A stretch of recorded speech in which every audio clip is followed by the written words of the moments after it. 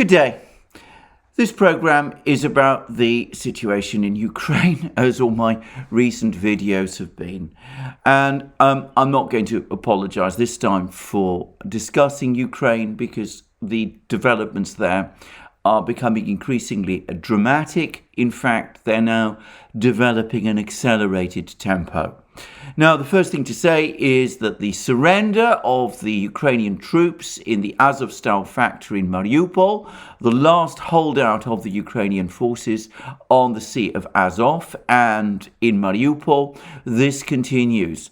The Russians claim that around 960 men who were in the Azovstal factory have now surrendered, have now given themselves up to the Russian and militia forces that have surrounded the factory and which have been besieging it for some time.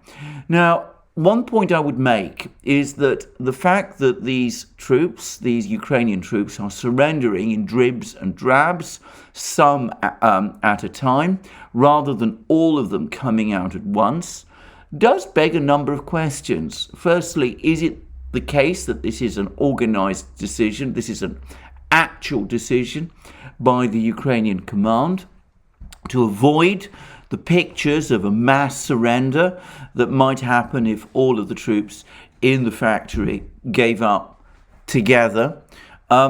It's possible. However, another possibility is that there's still dissension and argument amongst some of these troops in the Azovstal factory about whether to surrender or not. And what we're seeing is not the kind of organized surrender that Ukraine has been talking about, but perhaps a gradual disintegration of the force in Azovstal, of soldiers finally deciding that they've had enough and are going to surrender irrespective of whatever orders, either to surrender or not, that they're being given. And if that is the case, that might explain the fact that they're coming out in dribs and drabs, and it might also lead to the outcome which I discussed yesterday, which is that a few fervid souls decide to hold out in the factory after everyone else has gone, in which case, of course, the Russians and their allied forces will have to clear them out. And that will be, I suspect, a rather desperate and lonely fight in the caverns beneath the factory. Anyway, one way or the other, this battle is over. And over the course of the day, as it's become increasingly clear that the Russians have made no commitments to exchange these prisoners for anyone at all held by Ukraine, or have made any promises or given any undertakings that these people will be returned to Ukraine or sent to Ukraine.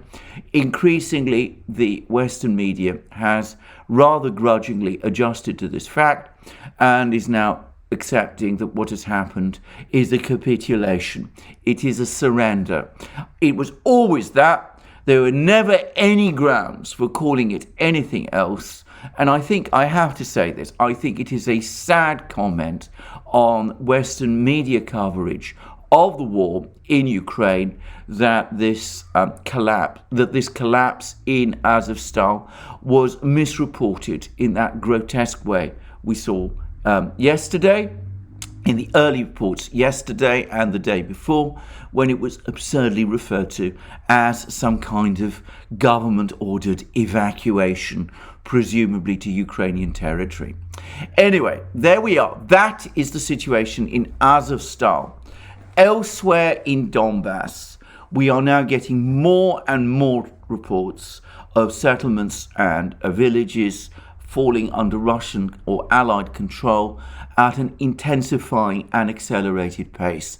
And we're getting information, by the way, of more and more Ukrainian soldiers handing themselves in, and also of the troops, the Ukrainian troops in the Severodonetsk, Lysychansk conurbation, now being in effect surrounded in another sort of cauldron.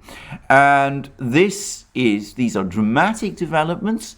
The number of troops who are Ukrainian troops who are surrounded in Severodonetsk and Lysychansk is open to some discussion. It's been suggested that there's 8,000 there. Others put the figure much higher at 17,000. I'm not going to try and guess. I'm not in any kind of position to guess or to speculate about this. But what is beyond question is, as I said, is that these troops are apparently in effect trapped. There are rumours, and I want to stress again that they are only rumours, and they appear to originate from Russian sources, which makes, of course, them rumours that one should certainly treat with great skepticism. But nonetheless, they're rumours which may be true and may be plausible, that there's been debate and argument within the Ukrainian High Command about what to do with the troops in Severodonetsk, Lysychansk. Supposedly, the Ukrainian military leadership, the Ukrainian General Staff, asked the political leadership, headed by Zelensky, to order the retreat of these troops to Ukrainian lines further west. In other words, to abandon Severodonetsk and Lysychansk, which have for some time been undefendable. But supposedly, President Zelensky and his political advisors again countermanded this decision. They apparently insisted that the Ukrainian troops in Severodonetsk and Lysychansk hold out once more to the last man or to the last bullet in the way in which the Ukrainian garrison in the Azovstal factory was supposed to do. I want to stress again, this is a rumor. I cannot corroborate it. Obviously, President Zelensky and his advisors and the Ukrainian General Staff do not share their discussions with me. So I don't know whether or not this is correct, but I have to say it is plausible.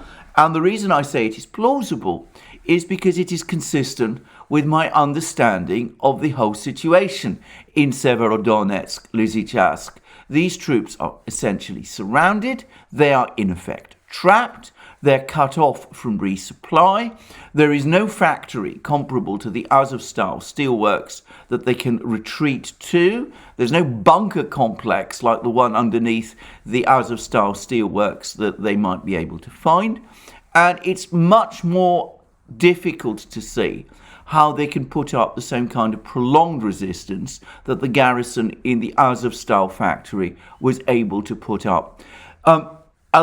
Ordering these troops to remain in position simply traps them and leads to the inevitable collapse of the force in Severodonetsk, Lysychansk, and it in turn leads to the eventual surrender or capitulation of the garrison there. I don't understand the logic of this. It makes no sense to me. I know some people are saying that the determined resistance in Donbass is intended to buy Ukraine time, whilst Ukraine rearms in the west and in the central regions of Ukraine. I think this is a rationalization. I think that throwing away some of your best soldiers to achieve that kind of objective is misguided. I would have thought that even if you were intending to try and buy time by rearming, the right thing to do is to pull your troops back so that you have an army to fight with and your best soldiers to fight with, rather than to throw them away on such a strange and eccentric mission. But regardless and besides, we now have what looks to be an extremely credible report. It's backed by film from the Russians that some of this weaponry that the West has been sending to Ukraine is not making the kind of difference that some people in the West expected. Now, there's been a huge amount of discussion in the West about the supposed effectiveness of these American M777 howitzers. And there are some people who, for reasons I don't fully understand, but then I'm not a military person or a technical person, but they seem to think that these weapons, these artillery pieces, might be some sort of game changer. I don't see how. I am aware that some people think that US artillery has longer ranges than Russian artillery. I'm not even convinced that that's true, by the way. Certainly the specifications of the artillery that I've seen in public places, in public fora, the Russian and American artillery don't really seem to me to bear out that claim.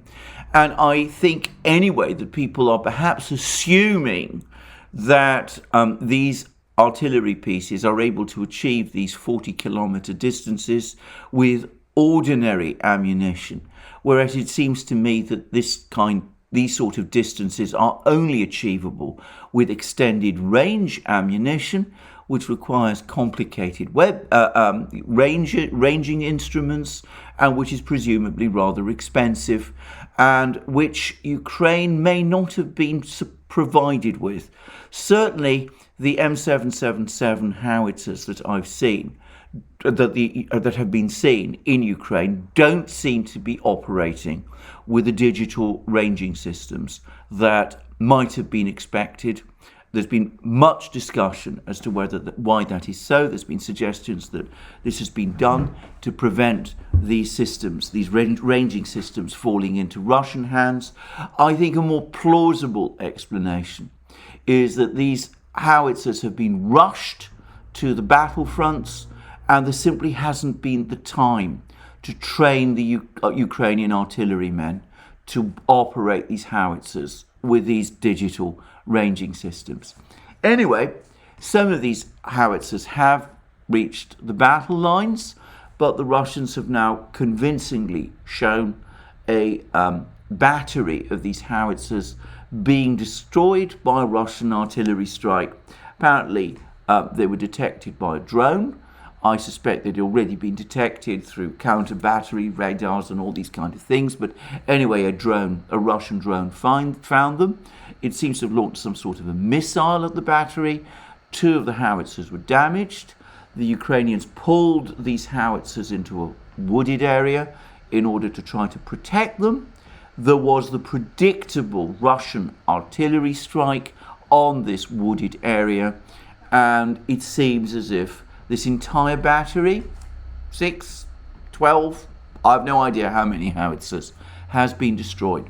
And it seems that they are not the kind of game changer in the battle that many people expected or were led to think.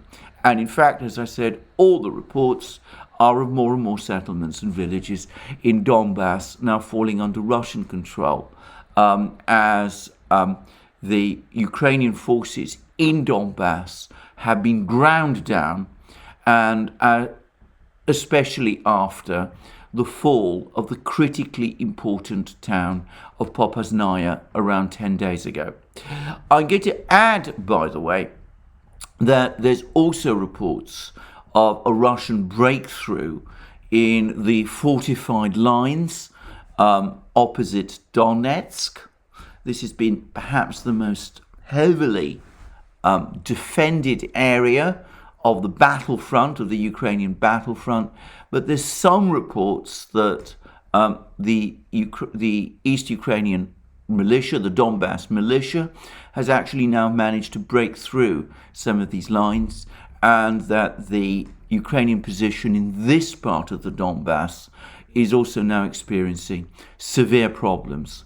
And there's also apparently been some sort of encounter battle further south in Zaporozhye. It seems the Ukrainians tried another one of their offensives in this area. They were severely beaten back by the Russian troops in the area, and they appear to have suffered severe losses. There's also, by the way, further reports of the Russians preparing some sort of counteroffensive in the Kharkiv area, countering the previous Ukrainian counteroffensive now that the Russian redeployments have been completed in this part of the war. If that does indeed happen, and if Ukraine, of course, loses the territory that it regained over the last few weeks, well, that will presumably be a severe psychological blow for Ukraine, coming, of course, on top of all of the other failures and defeats that are now taking place on the battlefield. I want to make a very important observation. This is not the beginning of the end. It seems to me that we're starting to see increasing signs of the Ukrainian resistance in Donbass coming under such severe pressure that it is cracking, but it is not yet cracked. The Ukrainians are still resisting. They're still throwing men into trying to break the various encirclements that are taking place in Donbass. This still has some way to go. I'm not going to try and guess how long. I don't have the expertise to do so. But the direction of travel, if you like, is increasingly clear. And I would say that I remain of the view, contrary to various others, that if the Ukrainian army in Donbass is defeated and destroyed, then that will fundamentally change the entire military balance throughout Ukraine. And we will then at that point see further potential Russian offensives, perhaps after the Russians have made one further request, ultimatum more plausibly, to the Ukrainians to agree to peace talks. If the Ukrainians refuse to do that after the main army in Donbass is destroyed, well, I think that at that point we will start to see further Russian offensives, and I'm not going to even try to guess or speculate where they will be, but I suspect that at that point the tempo of the war will accelerate markedly. I would say that there is no area in Ukraine where the resistance of the Ukrainian troops would have been as intense as in Donbass. The Ukrainian troops in Donbass, by general agreement, were the best in the Ukrainian army, the best trained, the best equipped, the most motivated. And in addition, and beyond that, the fortification system that Ukraine was able to build in Donbass over the 8 years since the fighting in Donbass began in 2014 has no analogue anywhere else in Ukraine. So once this force in Donbass is destroyed, I suspect that the operational tempo of the war, on the assumption that it continues and that there isn't a diplomatic compromise, I suspect that the tempo will at that point accelerate. Anyway, that's where we are, or so it seems to me, with the latest military developments. There's been a whole lot of other developments as well. Firstly, the NATO membership bids of Sweden and Finland have now come to a juddering stop as President Erdogan of Turkey does what he always does in these situations, which is bid up his price. He apparently blocked today consideration of Finland's and Sweden's NATO membership applications, even though this was supposed to be happening today as a first start in this accelerated membership process that the United States and Britain and NATO Secretary General Jens Stoltenberg had all been hoping for. And he's now made a whole series, President Erdogan has now made a whole series of extraordinary demands. Firstly, he wants radical changes in policy with respect to the Kurdish issue on the part of the Swedish and Finnish governments. Changes that are so radical that I don't know how those governments can comply with it. He also wants the F-35, Turkey to be allowed to rejoin the F-35 program, Turkey to be supplied with F-16 fighter jets. He wants a whole lot of things. He's set out an extraordinarily comprehensive and lengthy shopping list of demands, which I suspect must have been greeted in Western capitals with dismay. And I wonder exactly what Western governments are going to do. Because, of course, if Finland and NATO don't see their membership bids approved in June, then to be very clear about it, they are in the worst of all worlds. They will have thrown away the protection that neutrality confers on them in return for a NATO membership bid which has been rejected and which leaves them without the protections that NATO membership is supposed to provide under Article 5 of the Washington Treaty. So this would be a diplomatic catastrophe for the West, and it would probably be a diplomatic catastrophe for the Finns and the Swedes.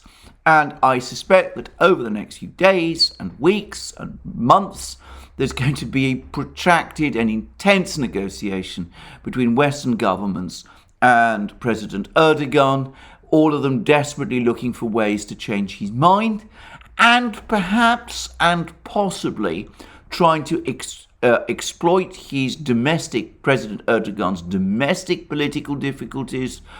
Turkey's going through a deep economic crisis, either to put pressure on him or, who knows, perhaps, given what an intractable character he is, to try to shunt him aside. Anyway, it's going to be a difficult and high-stakes game. But it shows once again the extraordinary lack of foresight and preparation that NATO governments, Western governments, have shown in every move that they have taken with respect to the Ukrainian crisis. I've discussed in the past how they didn't think through their sanctions policies properly and how those haven't turned out in any way as they expected. I've also suggested that their diplomatic strategies may have been misconceived, and it's now clear that they didn't think this through with respect to Finland's and Sweden's NATO membership bids. Because had they done so, had anybody given 5 minutes of consideration to this matter, they would have realised that President Erdogan is a potential problem. In fact, it is so obvious that President Erdogan might be a problem that I would have expected, in fact, I assumed before Finland and Sweden made their NATO membership bids, that President Erdogan would have been privately consulted about it and would have given the green light to it. Well, it's now blindingly clear that this was not done. So the result is that the Western powers now find themselves in a bidding war, which is, I suspect, going to take up a huge amount of their time and energy over the next few days and weeks, and one which could potentially result in severe embarrassment. Anyway, we'll see how this turns out. I still think that by hook or by crook, even if it means paying President Erdogan's exorbitant price, the Western powers will get Finland and Sweden into NATO in some way. But things I've expected to happen in that respect haven't always done so. And I'm not a gambling man anyway. At the moment, I wouldn't put any money on it. So that's the first thing to say. The second that's happened is that the Western powers seem very grudgingly to have accepted now that the oil embargo idea on Russia, the idea of banning Russian oil imports into Europe, that is a non-starter. Resistance and opposition from Hungary and from the East European states is overwhelming and cannot be bargained or pressured away. So we now have a return to Secretary of State Janet Yellen's original proposal of tariffs or price caps. Except I don't see how tariffs or price caps on Russian oil are going to work. Anybody who has any experience of tariffs or of price caps, especially of price caps, knows that in a market situation, trying to impose price caps in that sort of way not only is going to create enormous complexities and problems, but it will inevitably create further rises in prices, and all kinds of speculative activities, and it will probably intensify oil shortages. In fact, neither the tariff nor the oil cap idea, the price cap idea, seem to me to be at all sensible or proper ideas. Far and away the best thing the Western powers can do is to simply drop this entire idea of an oil import ban. Everything else comes with a host of problems.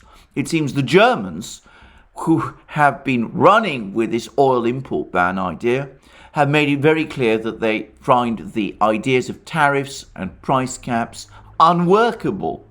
Well, they should stick to that position, because it's, as I said, going to create more problems than it solves. Since the oil import ban creates so many problems, better to drop it. And if you really do want to wean yourself off Russian oil, well, go ahead and work towards that end. Nothing prevents you. There is nothing to stop Western governments, European governments, deciding that they don't want to buy Russian oil and working with the industry, a long-term plan to achieve that. It might not make much commercial sense. It might impose price burdens upon European industries, but ultimately that's the Europeans' choice. Only do it properly. Give yourself time. It might take 2 years, it might take 5 years, it might take longer. Don't think you can do this in a few months or a few weeks or by the end of the year. Don't impose these impossible, unrealistic timetables upon yourself. It's the sort of thing that people who do not understand how long industrial processes take to turn round tend to demand, but which is unrealistic in terms of what you can plausibly expect of the industry. Anyway, these discussions are now underway. I wonder what the outcome will be. I wonder how much resistance these oil price caps and tariff ideas will come under.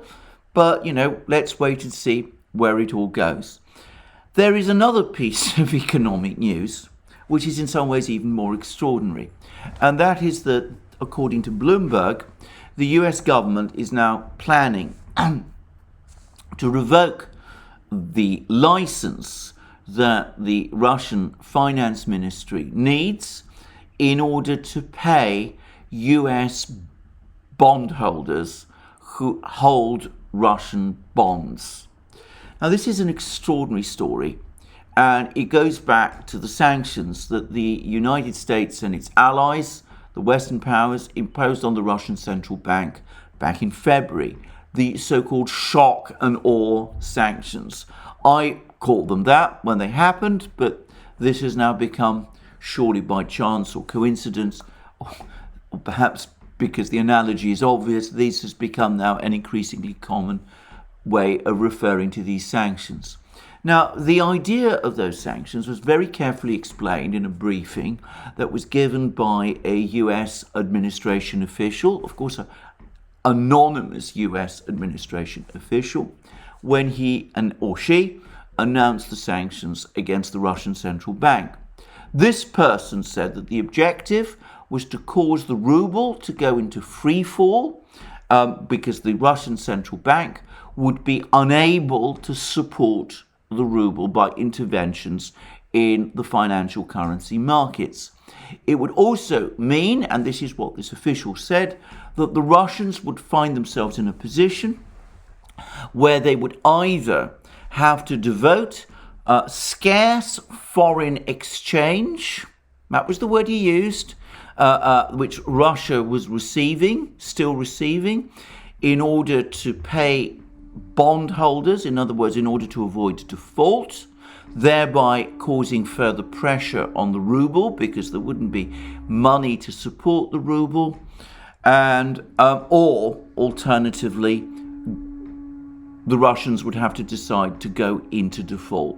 So the idea was of the shock and awe sanctions to cause the ruble to crash, to force a default Russia to go into default through failures to pay the bondholders.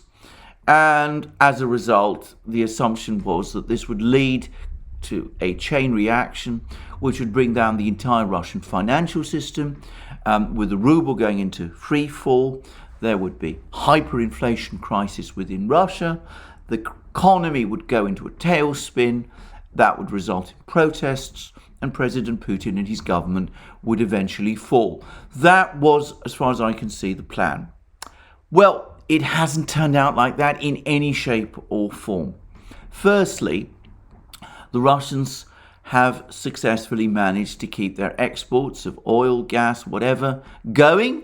And in fact, they've managed to force the Europeans to pay for the gas they receive in accordance with the gas for ruble scheme.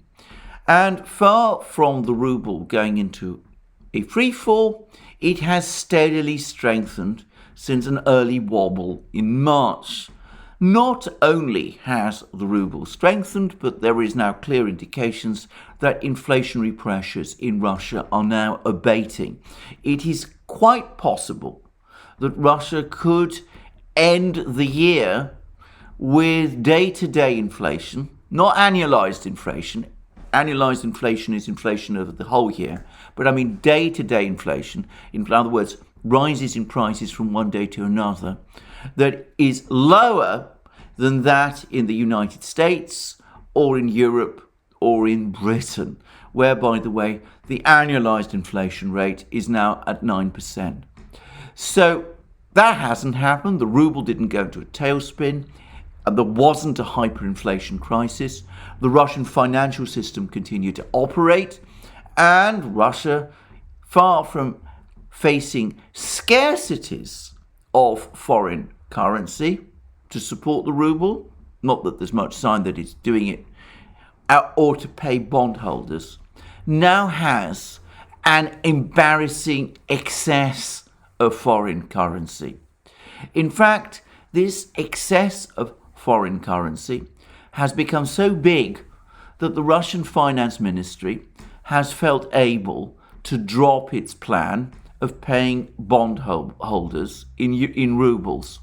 It has in fact paid state bondholders, Russian sovereign bondholders, US bondholders, in dollars. Dollars which Russia has earned through its exports. And that was not what was supposed to happen. So the result is that the US authorities, still wanting to create some kind of default situation, are now going to use the revocation of a license, or at least the expiry of a license, to block Russian dollar payments of bondholders. Or at least that is what Bloomberg says that the US authorities are planning to do. Now, I'm going to make my own comment here. I think this is a disastrously bad idea.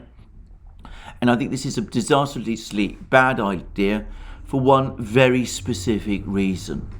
Because the reason I say is because it destroys whatever fiction there was that the Russians were unable to pay the bondholders, and that is why they were in default on their debts. That was the plan that was outlined in February.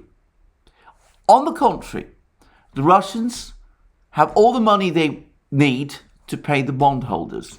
They don't need the money that the central bank had and which has been frozen, or which the Western governments have seized.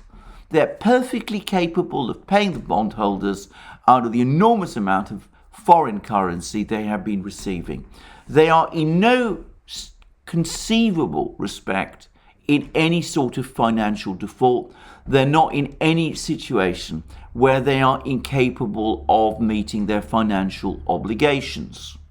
Moreover, they have shown a willingness and intention to meet their financial obligations by paying the bondholders in foreign currency.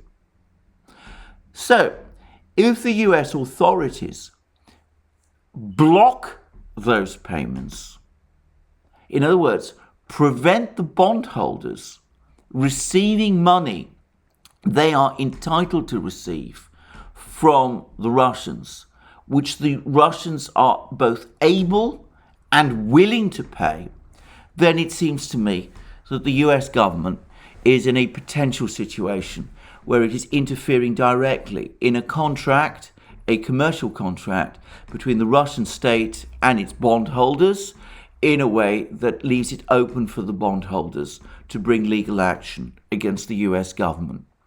That, it seems to me, is the legal position. I am sure that there are all kinds of intricacies, and I'm sure that the United States authorities are looking for some way to give themselves immunities on this issue. But personally, I think that this is an extremely difficult area for the US authorities. I think they may find that if they get claims from the bondholders complaining that it is the US government that is obstructing payment from the Russians, well, I think at that point the US government might have difficulties putting together a convincing defense. Anyway, that's where we are with this. Just consider the absolute obsessiveness of this. I mean, the shock and awe sanctions that were imposed in February haven't worked. They haven't caused the ruble to go into a tailspin. They haven't caused the collapse of the Russian financial system. Russia is not heading into a hyperinflation crisis. In fact, it's debatable whether Russia is even in any conceivable circumstance in default of anything. On the contrary, it seems willing and able to meet its financial obligations. So what does the United States government do? It doesn't accept that this financial shock and awe sanctions has failed. It comes up with, I think, an increasingly dangerous idea of using legal action, or at least revoking or failing to extend a license in order to punish whom precisely? The Russians? The Russians are happy to pay their bondholders, but to be straightforward about it, given the amount of money they're receiving, it doesn't really seem to me to affect them very much. It simply means that they have less money that they need to spend, and they're in a position to say that, they're not in proper default because they're willing and able to make the payments. So, not the Russians. I don't see how the Russians get punished by this. The people who are going to be punished by this move are US holders of Russian sovereign bonds. In other words, US citizens, US funds, some of which are pension funds, are going to be punished if there were ever a case of cutting your nose to spite your face. This is surely that case. Well, what it shows, again, as I've said, is the obsessive nature of what the US government, of this administration's approach to this matter. It seems to me that the US authorities, from the president down, have an extraordinary, complex obsession with Russia and with the personality of Vladimir Putin. And it is causing them to do things like dabble with price caps and tariffs, and now, in effect, punish their own bondholders, which, on any objective criterion, just don't make any sense at all. Well, the latest word is that this is still under discussion within the Treasury. I hope that wiser counsels prevail. I hope that this time the technical experts will be heeded. Little sign of that at the moment. And this very bad idea will be dropped. Sometimes you try things and they don't work. The shock and awe sanctions were one. There wasn't enough advice or consultation sought from the industries, the central banks, the financial services industries before the shock and awe sanctions were applied. There was very little understanding of the sophistication and size of the Russian economy and of the ability of the Russian governmental and central bank elite to handle these sort of problems. So it was a mistake, and it didn't work, and it's already done quite a lot of damage, and the best thing to do is to let it rest. There's never any point in doubling down on failure. What was it that Einstein is supposed to have said, though he didn't actually say it, that trying to do the same thing again and again and expecting a different result is an indicator of irrationality? Well, I think people in Washington need to put their obsessions aside, start thinking rationally, start making some sensible decisions, start acknowledging that shock and awe sanctions are not working, that sanctions altogether are not working, and that the war in Donbass, far from bleeding Russia dry, is causing the destruction of Ukraine, the country which the United States says it wants to save. That's where we are. I think that if the US were to start grasping these realities, it would follow the advice that people like Mario Draghi, the Italian Prime Minister, who apparently it now turns out was beseeching President Biden to start some kind of negotiation process with the Russians. Apparently it went much further than some of the earlier reports suggested. Anyway, that sort of advice ought now to be heeded. It seems it's not. It seems this administration, led by an old man who I think has the obstinacy that some old men do. I have to be careful what I say, that this administration is intent on continuing along this ruinous path in which we all seem to be trapped. Meanwhile, as I said earlier in the programme, inflation in Britain has now hit an annualised rate of 9%, and to be straightforward about it, if we really do go down the crazy road of price caps and tariffs on Russian oil, then expect it to go much, much higher. Thank you for joining me again today. I look forward to you joining me again soon in future programs on this channel. And remember, you can join us on other platforms, especially Rumble and Locals. And if you're watching this video on Rumble, you can go to the top of the video, press the red maroon button, and that will take you directly to our Locals homepage, where you can join our Locals community and participate in my Locals live streams, which take place every Wednesday at 1900 hours Eastern Standard Time. 1400 hours Eastern Standard Time, 1400 hours Eastern Standard Time, 1900 hours London time. And of course, you can also support us by coming to our shop, buying the great things that you will find there: polo shirts, t-shirts, magic mugs, hats, hoodies, bomber jackets, all those amazing things. And you can also support us via Patreon and Subscribestar, links under this video. And last but not least, if you've liked this video, please remember to tick the like button and to check your subscription to this channel. That's all from me today. Thank you for joining me again today. More from me soon.